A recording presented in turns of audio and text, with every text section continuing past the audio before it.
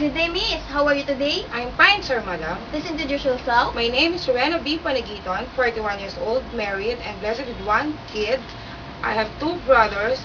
My husband is a driver. My father and mother are both deceased. I'm a college graduate and working as a domestic helper here in Philippines for 2 years since 2002 to 2004. My major duties is taking care of elderly patient aged 86 years old.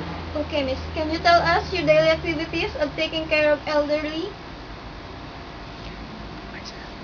My madam is sick and sir is healthy. I have to give my madam her medicines on time and accompany her in her hospital regularly. Okay, and then so what are your other duties from your previous employer?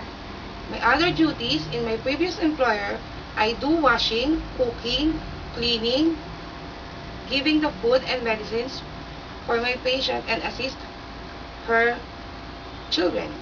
Okay, and what do you think is the reason why the baby is crying? I think when the baby is crying, she is sick or hungry or she needs my company. Okay, do you know how to cook? Yes, sir, madam. And what kind of dishes you can prepare? I prepare Filipino and Italian food, sir, madam.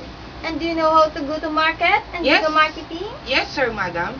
Okay, well, do you know the responsibilities of being a domestic helper? Yes, sir, madam.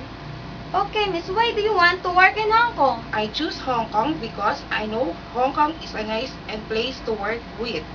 Okay, very good. So, do you have any last message for your future employer? Once more, I'm Rowena B. Panagiton and applying for a domestic helper, 41 years old, and I want, if you hire me, I promise to do all my best of my knowledge to serve your family as my family too.